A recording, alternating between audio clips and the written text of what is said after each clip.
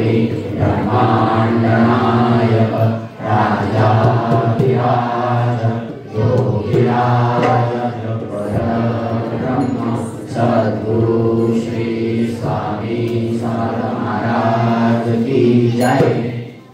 अनंत कोटी ब्रह्मांड नायक राजाधिराज योगिराज परब्रह्म सद्गुरु श्री स्वामी समर्थ महाराज यांच्या कृपेने आज जी स्वामी समर्थ महाराजांची कथा आहे, जे स्वामी समर्थ महाराज माझ्याकडून वठून घेते ते मी तुमच्या पुढे थोडक्यात सांगण्याचा प्रयत्न करतो। सद्गुरु श्री स्वामी समर्थ महाराज की जय। अनंत कोटी ब्रह्मांड नायक राजाधिराज योगिराज परब्रह्म सद्गुरु श्री स्वामी समर्थ महाराज यांच्या लीला ह्या अनंत आहे। माणसाच्या जीवनामध्ये सुख दुःख येतच राहतात। सुख आलं तर माणूस देवाला विसरतो आणि दुःख आलं तर स्वामी माणूस देवाजवळ जात असतो। माणसाच्या आयुष्यामध्ये दुःख पाहिजे। जेव्हा माणसाच्या आयुष्यामध्ये संघर्ष येतो तेव्हा त्याला संघर्ष पेलण्याची ताकद त्याच्या अंगामध्ये असते आणि संकटामध्ये माणसाला माणूस ओळखता येतो। आपलं कोण परक कोण ह्या गोष्टी फक्त तुम्ही जेव्हा संकटात असाल तेव्हाच तुम्हाला कळतील। त्यावेळी प्रत्येकाने चेहरे उघडे पडत असतात, का त्यावेळी माणसावर संकट असतं। तसाच हा पंडित होता, डोळ्याने आंधळा होता। लहानपणापासून प्रत्येक देवस्थान करायची त्याची इच्छा असायची, पण आंधळा असल्यामुळे कोणीच बरोबर यायचं नाही। आपला आपला एकटा पडलेला हा पंडित विचारत काठी टेकत गाड्यांची वाट पाहत बैलगाडीने कशाने तरी त्या तीर्थक्षेत्रापर्यंत पोहोचत असे। घरामध्ये कोणी विचारत नव्हते, फक्त भगवंताला भेटायची आस होती त्याला।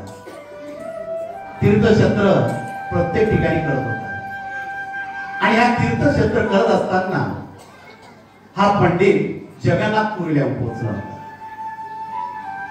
जगन्नाथपुरीचं दर्शन घेतलं आणि काय मनामध्ये आलं आणि त्या जगन्नाथपुरी जवळ तिथं बसल्या भगवंताला प्रार्थना करून आला, हे भगवंता खूप थकलो मी आता, ह्या जगात माझं कोणीच नाही। माझ्या डोळ्यांना जर दृष्टी राहिली असती तर मी माझ्या डोळ्यांनी मन भरून तुला बघितलं असतं। ही जगन्नाथाला तो प्रार्थना करत होता आणि प्रार्थना करत असताना डोळ्यातून त्याच्या आसरू येऊ लागले आणि तिथे एक ब्राह्मण होता, त्याने त्याला उठवलं आणि जगन्नाथपुरीचा त्याला प्रसाद दिला। तो जगन्नाथपुरीचा प्रसाद घेतल्यावर बाहेर आला आणि आपलं असं भगवंताशी भांडत होता मनातल्या मनात, भगवंता का मला आयुष्य दिलं, मला सर्व चांगलंय पण मला दृष्टी नसल्यामुळे मी तुला बघू शकत नाही, याचं दुःख मला जाणवतं भगवंता। आणि ज्यावेळेस माणसाला दुःख येतं संकट येतात त्यावेळेस माणूस देवाशी भांडतो, दुसऱ्याशी भांडून काहीच उपयोग नसतो, कारण देवच आपलं सर्वस्व असतं। जेव्हा आपला हक्क भगवंताशी असतो आणि जेव्हा आपण हक्काने आपले गुरु मानतो तर त्या देवाच्या हक्काने भांडावं लागतं। तसा हा पंडित भांडत होता आणि जर भांडत असताना तो त्या झाडाखाली झोपी गेला। इकडे मला ब्रह्मांड नायक अक्कलकोट मध्ये बसलेलं स्वामी महाराज स्मित असे मंद हसत होते आणि हसत असताना स्वामी म्हणता, अरे पंडिता आम्ही तुला लवकर आमच्या जवळ बोलून आलो, काळजी करू नकोस, लवकर येशील अक्कलकोटला। महाराज फक्त एवढंच बोलत होते आणि तिथं अक्कलकोट मध्ये एक कुष्ठरोगी असायचा। तो रोज स्वामी चालले का लांबून स्वामींना बघून मन समाधान मानत असे। मला स्वामींचं दर्शन झालं, मला राजा ब्रह्मांड नायकाचं दर्शन झालं आणि जिथून स्वामी जातील स्वामींच्या पायाखालची माती घ्यायची आणि आपल्या अंगाला चोळत बसायची। आणि त्यावेळेस महाराज लांबून बोलत असते, अरे हरामखोर किरीला लांबची माती लावते असाच बसणार त्याचे। महाराज असे बोलायचे, हसत हसत निघून जायचे। पण स्वामी रागवत असताना यांनी मनामध्ये कधीच महाराजांबद्दल प्रश्नच निर्माण केला नाही की स्वामी आपल्याला रागवत आहे, शिवे देत आहे। हा कधीच स्वामींना दोष देत नसते। आपल्या जे भाग्यामध्ये ते आपल्याला भोगावंच लागणार आहे हा त्याचा विषय आहे।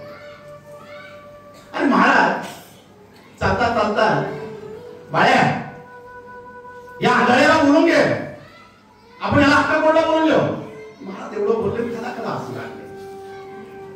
महाराज गेला काय हे कोणालाच माहित नव्हतं. आणि हा जन्मांध हा पंडित त्या घराखाली राहू लागला, तिथं झोपू लागला. आणि एक दिवस बसलेला असताना विचार करत असताना त्याला असा एक दृष्टांत झाला. बसला काय, आमच्या दर्शनाला केव्हा येतोस, आम्ही वाट बघतोय. हा आवाज ऐकला, हा आवाज कुठून आला, तो सर्वीकडे बघू लागला, चारी बाजूला बघू लागला. आणि चारी बाजूला त्याला कोणी दिसत नव्हतं. पण हा आवाज मला ओळखीचा वाटतोय, हा आवाज कुठून आहे हे त्याच्या मनामध्ये प्रश्न निर्माण होऊ लागले. हा आंधळा काठी इकडे धडकत, कोण आहे कोण आहे, आवाज येतोय पण दिसत नाही, बघायचं कोणाकडं. पण त्या घराजवळ रडू लागला. रात्र झाली, कोणीतरी त्याला नैवेद्याची रोजची व्यवस्था करत असेल, तिथं जेवण केलं आणि तिथं झोपी गेला. मध्यरात्र झाली आणि मध्यरात्रीला स्वप्नामध्ये दृष्टांत पडला.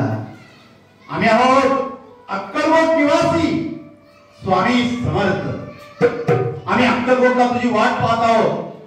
लवकर अक्कलकोटला आहे, जगन्नाथपुरी सोड, आम्ही तुझी सर्व व्यवस्था केली आहे, लवकर आम्हाला येऊन भेट. हा स्वप्नामध्ये त्याला दृष्टांत दिला.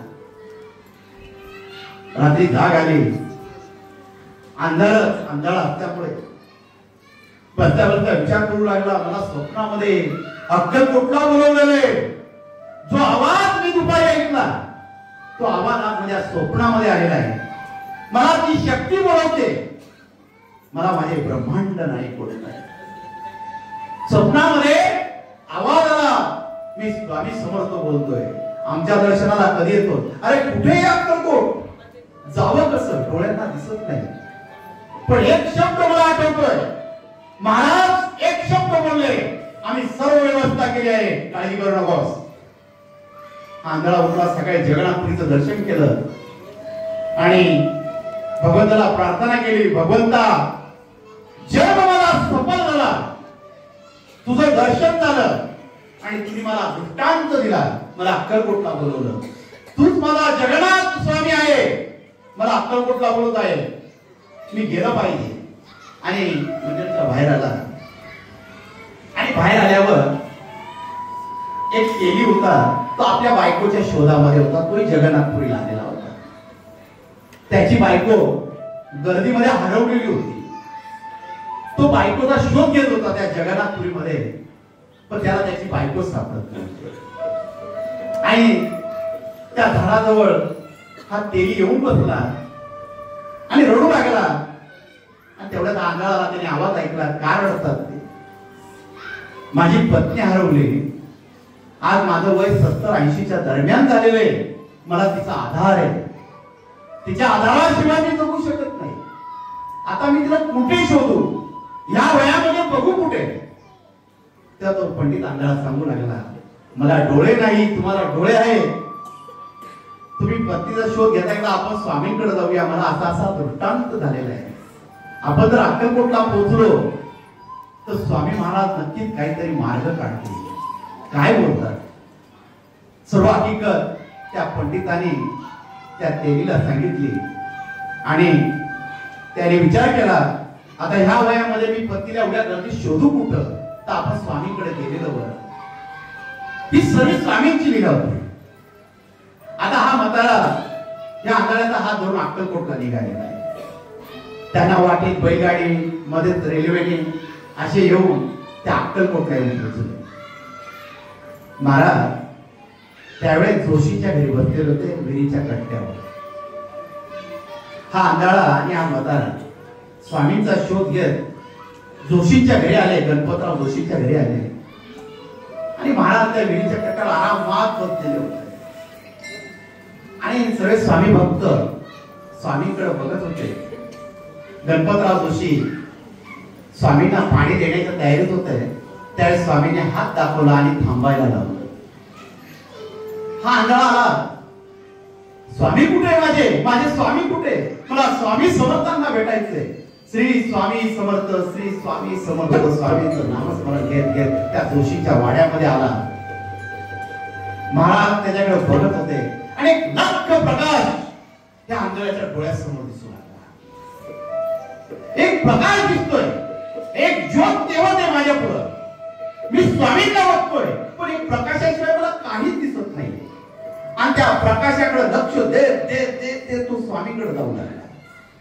महाराज बसलेले आणि याने त्या प्रकाशाच्या याच्यामध्ये तो स्वामींपर्यंत पोहोचला. त्याला कळून चुकलं मला ब्रह्मांड नाही तिथं बसलेला आहे. आणि त्याने स्वामींच्या चरणांना स्पर्श केला. अंगामध्ये एक सरस्वती वीज अंगामध्ये निघू लागली.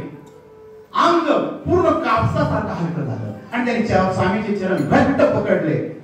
स्वामी भेटला बस आता भक्ती द्या स्वामी. जीवनामध्ये मला काहीच नको, मला तुम्ही भेटला स्वामी, मला तुम्ही भेटला, मला आयुष्यात काहीच नको स्वामी.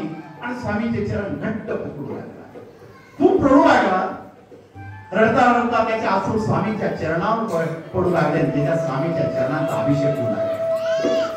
स्वामीच्या चरणावर रडत असताना स्वामींना त्याची दया आली आणि स्वामींच्या गळ्यामध्ये हार होता. स्वामींनी तो हार घेतला, त्याच्या गळ्यामध्ये टाकला. स्वामींची कृपा झाली म्हणून त्याने तो हार उचलला आणि आपल्या दोन्ही नेत्रांना लावला. आणि त्या ठिकाणी एक चमत्कार घडला. नेत्रांना दृष्टी आली आणि साक्षात डोळे उघडल्यावर मला ब्रह्मांड नायक त्या ठिकाणी दिसू लागला. आणि मुखामधून निघू लागलं श्री स्वामी समर्थ, जय जय स्वामी समर्थ, सद्गुरु स्वामी समर्थ, जय जय स्वामी समर्थ, महाराज श्री स्वामी समर्थ, जय जय स्वामी समर्थ, सद्गुरु स्वामी समर्थ, जय जय स्वामी समर्थ, महाराज श्री स्वामी समर्थ, जय जय स्वामी समर्थ, सद्गुरु स्वामी समर्थ, जय जय स्वामी समर्थ. स्वामींचं नामस्मरण घेऊ लागलं. डोळे पूर्ण अश्रूंनी भरून गेले आणि मुखातून शब्द नाही निघू लागले. माझ्या स्वामींकडे बघत राहिला. स्वामी दृष्टी दिली बालकाला. स्वामी डोक्यावर हात ठेवत आहे.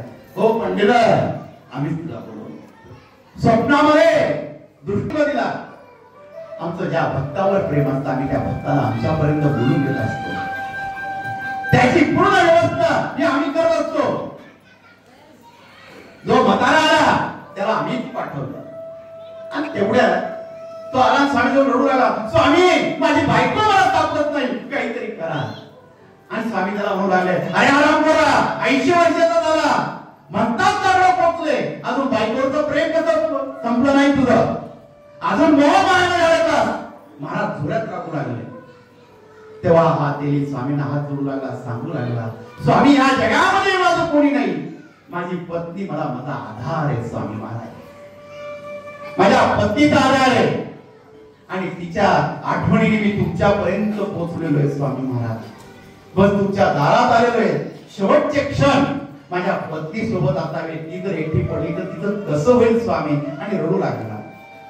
आणि स्वामी महाराज त्याच्या पत्नीला आवाज देतात, अगे रखमा पुढे बापरे.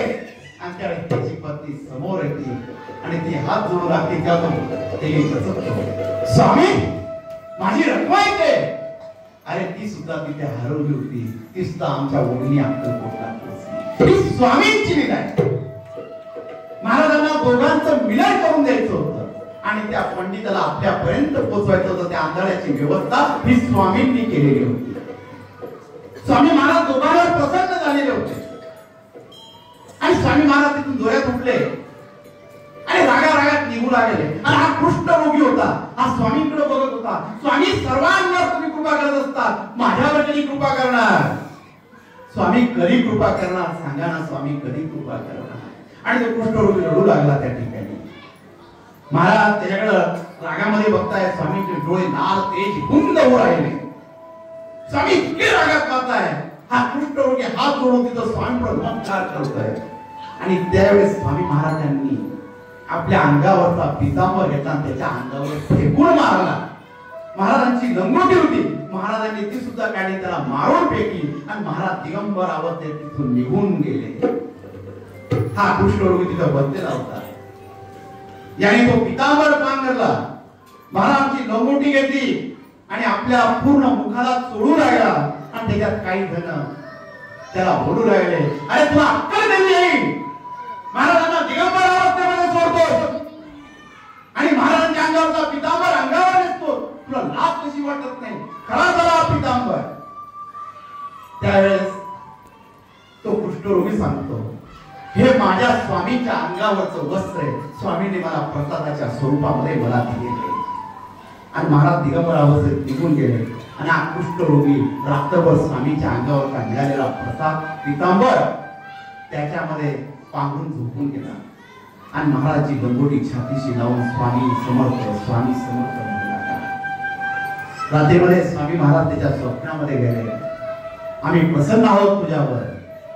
अरे नृसिंह अवतारात तू मला भेटला होता, आमची सेवा केली होती, नावेमध्ये मला घेऊन गेला होता, पण तुझ्या हातून एक गोहत्याचं पातक झालं, त्याची शिक्षा म्हणून तुला ह्या जन्मामध्ये कुष्ठरोग्याचं तुला दुःख भोगावं लागलं. आता आम्ही तुला त्या दुःखातून मुक्त करत आहोत. तू रोज आमच्या चरणाची मते अंगाला लावत होता, तुझ्या कर्माचा फेरा कमी होत होता. आज आम्ही आमचं पितांबर तुला दिलं, कारण तुझ्या ज्या अंगावरचा कर्माचा जो ओझा होता तो आम्हाला कमी करायचा होता. आणि त्यावेळेस तो कुष्ठरोगी स्वामीचं नाव स्वप्नामध्ये घेऊ लागला आणि उठून बघतो तर त्याचा अंग तेजस्वी होऊन गेलेलं होतं. पूर्ण कुष्ठरोग हा त्याच्या अंगावरचा नाहीसा झालेला होता. उठल्यावर आपल्या अंगावर पाहिलं तेजस्वी शरीर, अंगावर कुठलाही डाग नाही. आणि स्वामींचा पितांबर घेऊन जोर जोरात रडू लागला आणि तसाच उठला आणि स्वामींच्या दिशेने पळत गेला. स्वामी महाराज सकाळची वेळ होती, स्नान करत होते आणि स्नान करत असताना सोळप्पा महाराज स्वामीच्या अंगावर पाणी टाकत होते. बाळप्पा महाराज स्वामींना चंदन लावत होते अंगाला आणि चंदनाची आंघोळ करत असताना हा कुष्ठरोगी तिथं आला. आणि त्यावेळेस स्वामी महाराज सांगतात, बाळ्या माझ्या अंगाचा चंदनाचा लेप त्या कुष्ठ्याला दे, तो आता चांगला झालेला आहे. बाळप्पा महाराजांनी स्वामीच्या अंगाचा लेप घेतला आणि त्या कुष्ठरोग्याच्या अंगाला लावला. त्यावेळेस बाळप्पा महाराज बोलू लागले, या शरीर माझ्यापेक्षा तेजस्वी दिसत आहे. आणि बाळप्पा महाराजांनी साक्षात त्या कुष्ठरोग्याला हात धरले. तो कुष्ठरोगी स्वामींसमोर आला आणि अंगावरचा पितांबर काढला.